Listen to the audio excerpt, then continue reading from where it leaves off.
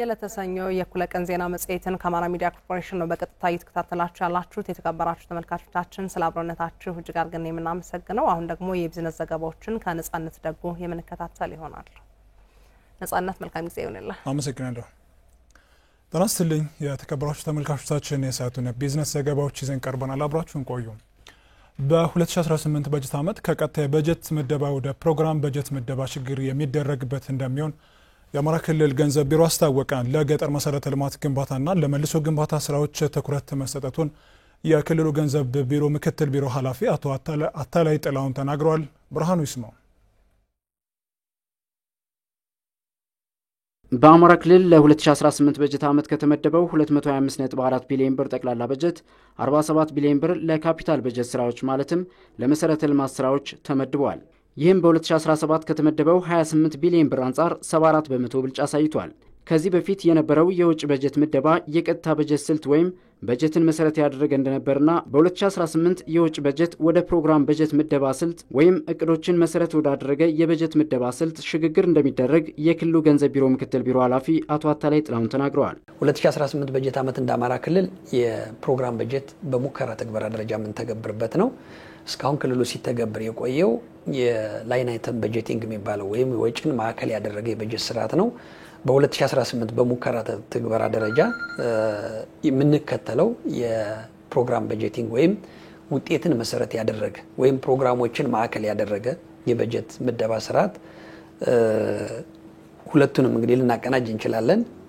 በሙከራ ተግባራ ስትሆን ላይን አይተምንም ፕሮግራምንም ይዘ ግን ወደ ማን ሽግግር ለማድረግ ማለት ወደ ፕሮግራም በጀቲንግ ሽግግር ለማድረግ የምንሄድበት ነው ማለት ነው። ስለዚህ አንዱ ለየት የሚያደርገው በዚህ ዓመት በሙከራ ተግባራ ደረጃ እሱን ስለምንከተል እሱ ነው ማለት ነው። በገጠር ወረዳዎች ለሚከናወኑ የመሰረተ ልማት ስራዎች የክልሉ መንግስት ተጨማሪ በጀት መድቧል። ይህም የ2018 የውጭ በጀትን ልዩ አድርጎታል ብለዋል። ከካፒታል ስራ አንጻር እስካሁን ተደርጎ በማይታወቅ መንገድ በ2018 በተለየ መንገድ የተወሰደው ምንድነው ከተባለው እስካሁን እንደምታውቁት ከተማ አስተዳደሮች የከተማ አገልግሎት ገቢ ያላቸው ራሳቸው ሰብስበው 85% ለልማት ስራ የሚያውሉበት 15%ን ይሄን ካፒታል ስራ የሚጠቀሙበት አላቸው። ማዘጋጃ ቤቶች ማዘጋጃ ቤታዊ ገቢ ያላቸው ለገጠር ወረዳዎች ከተመደበላቸው ቀንሰው ለካፒታል ስራ ያውላሉ። አሁን ከቅርብ ጊዜ ወዲህ የደሞዝ በጀት እያደገ በመምጣቱ ምክንያት አስተዳደራዊ ወጪ በመጨመሩ ምክንያት በገጠር ወረዳዎች በርካታ የልማት ስራዎች ተጀምረው ያልተጠናቀቁበት ሁኔታ አለ። ይሄን ችግር ለመፍታት የክልሉ መንግስት በአይነቱ የተለየ ግን በዓላማ የተገደበ ራሱን የቻለ 4 ቢሊዮን ብር ለገጠር ወረዳዎች ይዟል ማለት ነው። ይሄ በጣም እስካሁን ከተደረጉ የበጀት ምደባዎች የ2018 የበጀት ምደባ ለየት የሚያደርገው ነው ብለን ልንወስድ እንችላለን። በተለያዩ ምክንያቶች የወደሙና ጉዳት የደረሰባቸውን ዘርፎች ወደ አገልግሎት ለመመለስ ካለፉት ዓመታት በተለየ መልኩ የበጀት ምደባ መደረጉንም አቶ አታላይ ጥላውን አስታውቀዋል።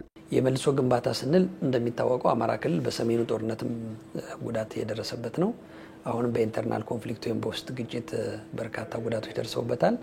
ስለዚህ የመሰረተ ልማቶችንና አገልግሎቶችን ወደ ቀድሞ ይዞታቸው ለመመለስ ይሄ ከ2015 ጀምሮ ይመደባል። ምንድነው አዲሱ ነገር ሊባል ይችላል።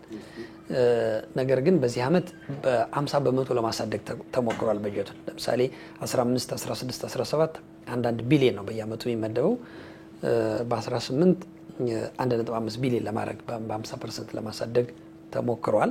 የልማት አጋሮችን የፌደራል መንግስትን ድጋፍ ይፈልጋል። በዚህ ረገድ የተጀመሩ ስራዎችም አሉ። እሱን አጠናክሮ መቀጠል ያስፈልጋል። ከሱ በተጓዳይ ግን መልሶ ግንባታው ስራው እንደ አንድ ትኩረት ይሰጠ ነው። የማህበረሰቡን ተሳትፎ የሚያበረታታ የበጀት ምደባም ልዩ ትኩረት እንደተሰጠው ገልጸዋል።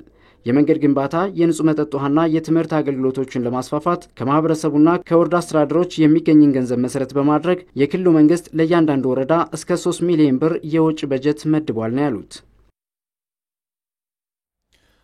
አመለካከት ክህሎትና እውቀት ላይ በመስራት ወጣቶች ስራ ፈጣሪ እንዲሆኑና ከተረጅነት ተላቀው ራሳቸውን እንዲችሉ ለማድረግ እየተሰራ መሆኑን የአማራ ክልል ስራና ክህሎት ቢሮ ገለጸ። ቢሮው ከንድፈ ሐሳብ በዘለለ ተግባር ላይ መሰረት አድርጎ እየሰራ መሆኑንም ገልጿል። የዝባለም ጌታነህ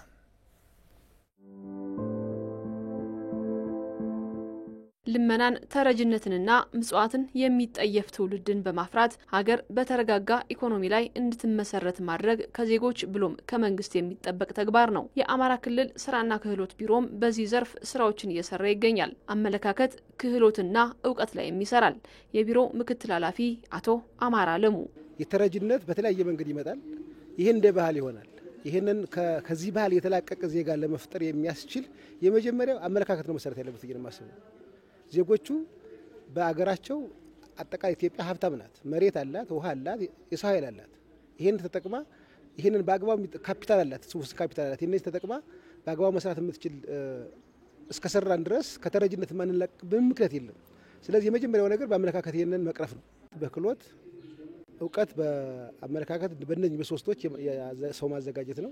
አገር ወዳድ የሀገሩን ሀብት የሚወድ በሀገሩ ላይ ሰርቶ መለወጥ የሚችል አሳሰብ እንዲዝ የማድረግ ስራ መስራት አለብን ያሰብ ይሄን እየሰራን ነው ያለነው። ተቋሙ በየዘርፉ የሚያሰለጥነውን የሰው ኃይል እንዳይባክንና ወደ ስራ እንዲሰማራ ለማድረግም በተጠና መንገድ ኮሌጆች ያላቸውን ጸጋ መጠቀም እንዲችሉ ልየታዎችም ተካሂደዋል። የምናሰለጥነው የሰው ኃይል ሰልጥኖ ስራ አጥ እንዳይሆን ኢኮኖሚ ወይም አካባቢ ጸጋ የሚጠይቀውን ስልጠና መስጠት አለብን ነው።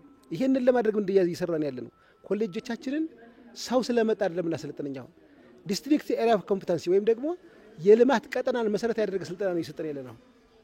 ለምሳሌ ባህር ዳር ስንወስድ የባህር ዳር የስልጠና ብራንዱ ምንድነው? ተለይቷል። የጎንደር ብራንዱ ምንድነው? የደሴ ብራንዱ ምንድነው? ሌሎችም የደብረ ማርቆስ የእንጅባራ ሌሎችም ኮሌጆች ብራንዳቸው ምንድነው ተብሎ ተለይቶ ሰልጥነው ከወጡ በኋላ ስራ የሚፈልጉ ሳይሆን ስራ የሚፈጥሩ ዜጎችን በመፍጠር ከተረጅነት ወይም ደግሞ ሌላ አንጋጦ ከመመልከት የሚመለከት የህብረተሰብ ክፍል ማውጣት አለብን ብለን እየሰራን ያለበት ሁኔታ እንዳለ መውሰድ ይቻላል። ተቋሙ እያሰለጠነ የሚገኘው ከንድፈ ሀሳብ በዘለለ ተግባርን መሰረት ያደረገ ነው። ለዚህም ፋብሪካዎች ኃላፊነት እንዲወስዱ መደረጉንም ነው አቶ አማራ ለሙ የሚናገሩት። የምናሰለጥነው የሰው ኃይል ምን እንዲሆን ነው? ስራ እንዲፈጠርለት ራሱ ስራ ፈጣሪ እንዲሆን ነው። ይሄን ለማድረግ ምንድነው የተደረገው? የመጀመሪያው ነገር ስልጠናው ስኪልን መሰረት ያደረገ እንዲሆን ከንድፈ ሀሳብ ባለፈ መንገድ 70% ስኪል ወይም የተግባር ስልጠና እንዲሆን አንድ። ሁለተኛ ነገር ስልጠናው 70% ደግሞ 30% ፋብሪካዎች ላይ ካምፓኒዎች ላይ እንዲሆን አድርገን መስራት አለብን። ይሄንን ለማድረግ ደግሞ ፋብሪካ ባለ ካምፓኒዎች ራሱ ኃላፊነት አለባቸው። ሰውን ማፍራት ኃላፊነት አለባቸው። የቴክኒክና ሙያ ኮሌጆች ያፈሯቸው ወጣቶችም በክልሉ ባሉ ፋብሪካዎችና ሌሎች ተቋማት ውስጥ 71% መሸፈናቸውንም ነው የቢሮ ጥናት ያመላከተው።